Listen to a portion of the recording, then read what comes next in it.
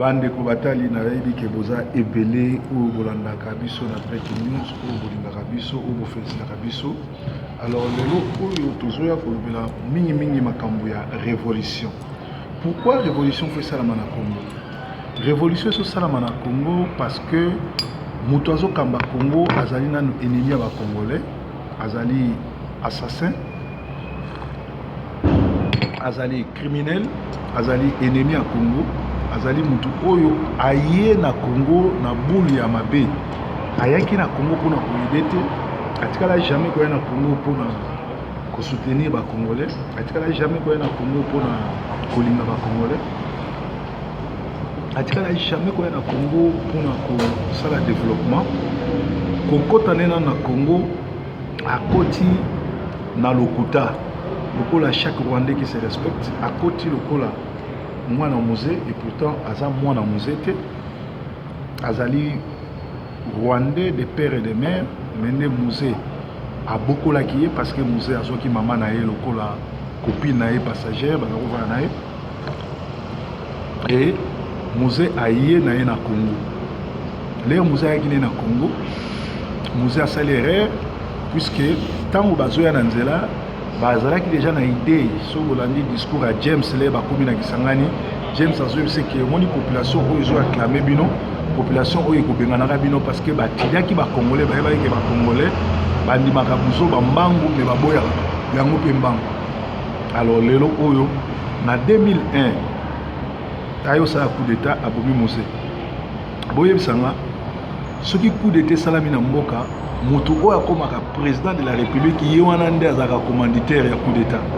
Eza na coup d'état moko te ko salama na mokili que songolo asalela songolo coup d'état et salama te moto akomaka président ye wana nde azaka commanditaire ya coup d'état. Alors une espèce de makambo na Congo ye moto oyo azaki organisateur ye pe moto oyo asala coup d'état wana eloko liboso bakosi biso ke ye alias Kabila azali lipasa na Janet. Or batnyos bayebi ke Janet azali ndeko ya mama na yaza mama leki na ye azala jamais frère na ye. Et soki totali na ba photo eza na esika te tomoni musée tata mapasa bato bayebaki musée bakola na musée eza na mutu moko te oyo sabino ke musée azaki papa mapasa musée azaki na bana mapasa tout. Donc eza histoire montée comme tout Rwandais qui se respecte alors la vérité te ayaka na lokuta ayaka na kokosa. Alors histoire il y a jeune homme oyo Rwandais Kabila eza lokuta bande te suka. Et je vous apprendrai que à âge où vous pensez que lelo eza âge n'était so botali be mona que c'est mukolo aza même pas na âge wana te bobimisa kazaki mona muke. Alors statistique nazana mo awa Grande-Bretagne où ezali deuxième partenaire ya développement ya Congo dont le plus important ya RDC après les États-Unis et pesaka 550 millions d'euros ou de dollars en RDC chaque année. Et ambassadeur il y a Grande-Bretagne a souhaité que 2016 Kabila na cirque ne va kende pour la refondation ya mbongo ya Congo ya mboka ya Congo. Pourquoi? Parce que basali banalise bamoni ete mbongo nyonso tu oyo ekotaka na Congo olie mbongo wana et bénéficier na kotonga ba mitongo kotonga banzela kotonga bopito kotonga bani bomona ke Kabila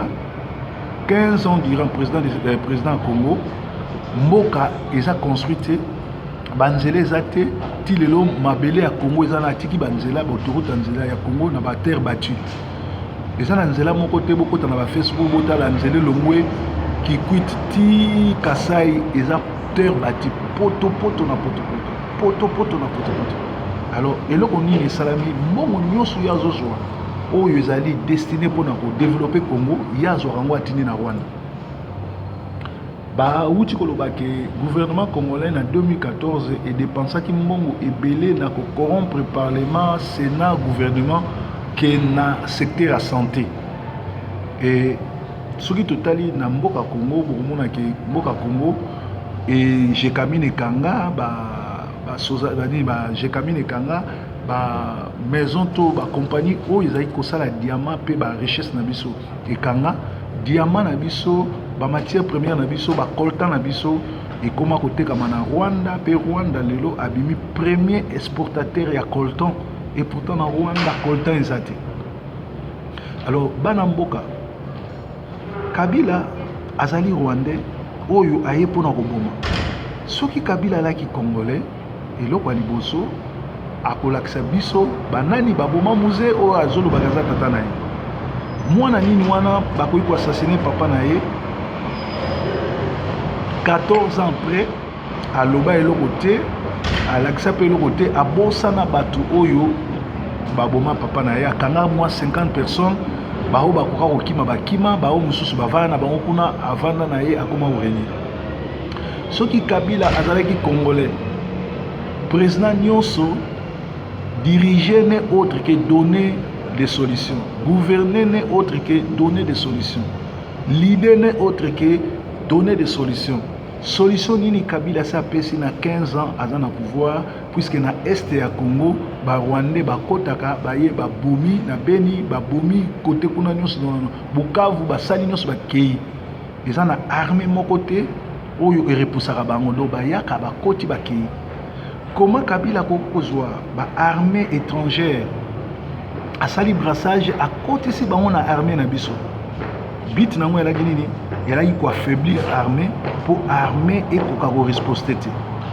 Alors Kabila aya jamais pour na ko aider ba congolais alinga Congo taza ennemi number 1 azali problème numéro 1 à Congo. Alors pour kimie kota na Congo il faut aussi la na Kabila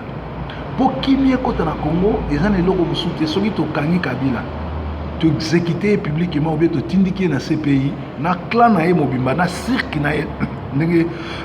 sorry bato communauté internationale ba benga bango bon mona kimia ne kota na Congo. Alors lokola to comprendre biloko oyo est-ce que yo mwana Congo okoki kozwa susu mbongo okoki kozwa susu voiture lupangu pona ko continuer ko kumisa mutu azo ko poma ba congolais. Alors nangonga oyo histoire ya Congo ezokomama na bato mayele na bato yo babenga obanga na mvoluzi ba o bazo mona plus loin que zolo na bango ba o bazo comprendre situation mboka ndeni toleka nango ba o baza ba nationaliste mbongo etiami ebele na mesa mais mbongo wana etiami likolo ya mesa eza na poison likolo nango. Alors soki oza moto alokoso lobi ete oza mayele mingi olingi olekela biso okokufa parce que bato wana baza na mission kostermine bacongolais kosilisa bakolo mboka mpo bango barégner. Mais histoire ya mboka na biso ekokomama na modele ya mboka na biso ekosalama te ndenge esalami na Burundi ekosalama te ndenge esalami na Libye ou na Burkina Faso. Histoire ya bacongolais ekokomama ndenge ekomami tala likambo ya grave yali akangi opposition a infiltré opposition dans faux opposants, a vu ba Rwanda a pesi ba nationalité, a créé ta misalate, a tondi si bat na ba prison, azo boma ko étouffer politique nous surtout à Congo, muta ko sa revendication te, même ba marché, ba opposant ba marché te mais batunaye ba marché. Alors bino opposant là on est beaucoup ça. Bon ça la jeune lokola yé a commencé à ba marché, il y a ba martyr ya bimi. Marche des chrétiens ya bibi pour profiter na simanaye tant il y a zo bimisa batu na ye bino pe pour profiter ko bimisa batu lokola bata PPRD mais les ba ko bima libanda ba longo di biloko PPRD biloko na bango solo bimi ba bandi révolution. Communauté internationale c'est lembi communauté internationale ba yebi que c'est un criminel mais communauté internationale et ça la kate soki biso to bengi bango te soki biso to bimité au moni le 19 le 20 le 21 janvier 2015 ce qui est sous 2 jours mais Kabila longwaki. Alors nayebi ete on ne peut pas faire les omelettes sans casser les œufs. Nayebi ete bato bakokufa, nayebi ete makile ko tanga po yé aza génocidaire, aza voleur, le voleur ne vient que pour voler pour détruire. Mais nazana ainsi dit l'Éternel étant que loin de Dieu. Nzambele biso za kobonde na retraite atalisi biso lobi que Paul de Tarse au bobengi apôtre Paul azaka premier terroriste oyo azwaki ba lettre po ya koboma ba chrétien parce que rôle ba terroriste ezali ko détruire l'église ko boma ba chrétien. Mais na nzela ya Damascus na nzela ya Damas akutana na nkolo akoya na mabele lokola Kabila azali terroriste extrémiste aye pona ko exterminer ba chrétien aye pona ko bebisa bisala nzambe ko boma ko détruire ko violer alors ye akokutana na nzambe en personne ko bato yazo boma eza bato nzamba pona bato nzamba kela bato bazana ba promesse nzambe yaza un incirconcis alors eloko ni biso ko sala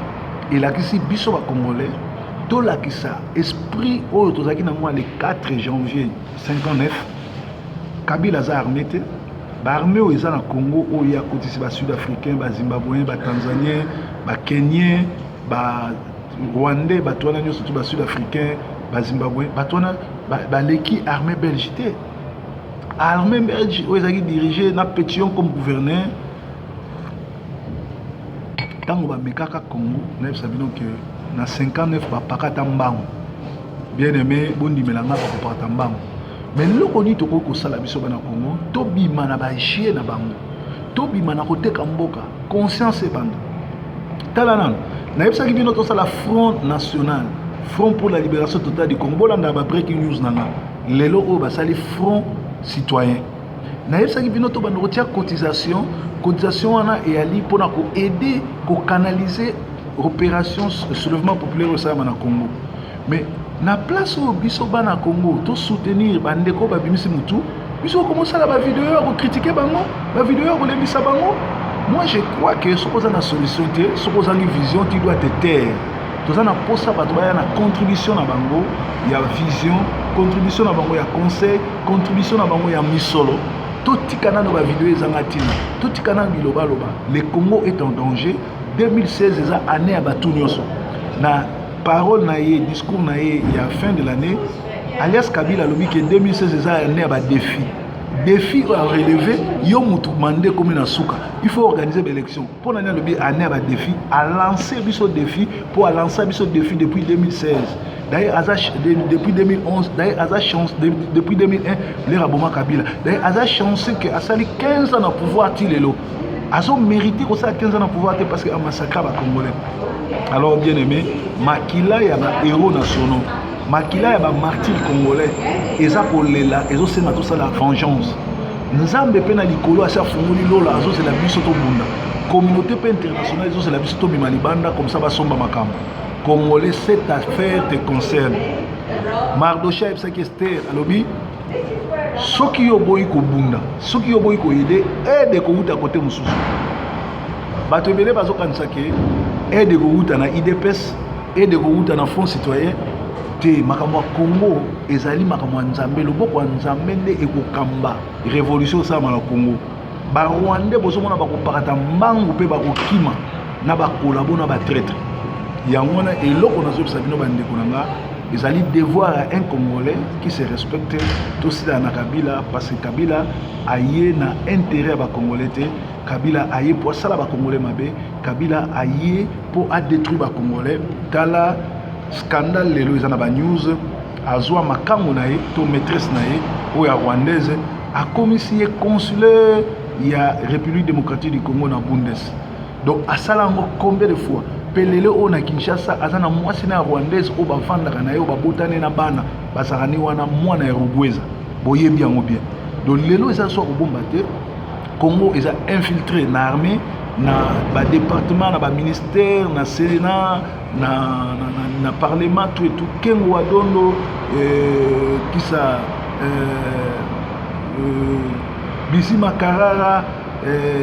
Ruberwa bazali ba mesh oyo to batonga oyo ezo sala mabe photo sila na bango batona bakobi ma vivante na Congo parce que ba payer ba futa makila oyo surtout batangi alors bandeko na biso belé ba na prison likolo ya vérité likolo ba boyi ko travailler na occupation rwandaise ngonga ya occupation comme na suka esengisi ko congolais atelema abunda ndenge nkolo azolinga to bunda bitumba oto bunda biso mokote ba ange na nzambe ba kokotela biso bato balingaka Congo bazé belé ba kokotela biso communauté internationale bazana biso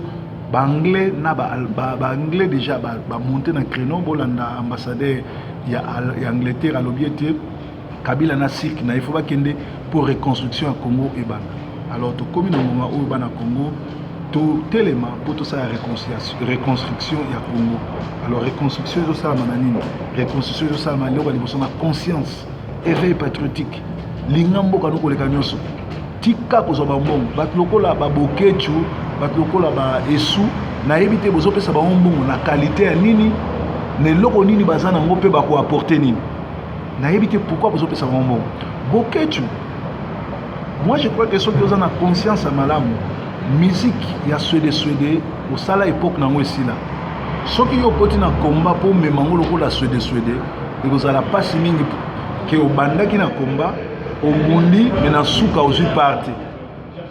alors soki yo komisi combat et sika na yo ki tribalisme ozwaka mbongo ya kengo ozwaka mbongo uti pa ya ba moleka pona ko finga ka batu pona ko déstabiliser pona ko sala boye ndeko nanga ekozala suka parce que na mukolo ya suka toko juger mutu tout na berere nyonso na ba vidéo nyonso bosalaki en tout cas tant que Congo ozala libéré et ozala pesa mbwambo boyi parce que bato ebele bakolela na monoko ya mboka oyo nyonso akorompaki oyo nyonso bakorompaki oyo nyonso azalaki traître oyo nyonso to azalaki kolabo ba oyo basalaki kolabo na ntango mobutu babika me bakinkei mulumba bato wana nyonso bamabi baevariste boshabe bato wana nyonso tu oyo bakontinue koteka mboka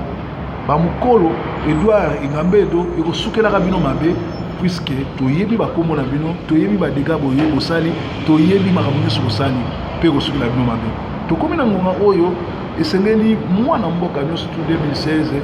tosila na Kabila parce que Kabila après avoir échoué 15 ans ata tobakiseli 30 ans to 40 ans aza lelo kosala te sini ce n'est que koboma kodétruire parce que Azana a vision, il y a Jean 10, le voleur ne vient que pour détruire, égorger, voler. C'est ce qu'il est en train de faire. Alors moi, dans le Congo, tout ce que la communauté internationale a aidé Bisso, Monisco a aidé Bisso, ONI a aidé Bisso, dans le rapport mapping, il y a des dégâts, des crimes, des guerres, bateaux, Basali, Kabila na Klanae, Ngongango, Ango, Tosilanae, et ça devoir absolument. Nous avons vive le Congo, vive la libération 2016. Les alliés année où il aussi dans la Kabila, année où il y a c'est dans Rwanda, mais Kabila, il faut exécuter publiquement pour ne pas dégager nos situations. Merci. Bye bye. Merci.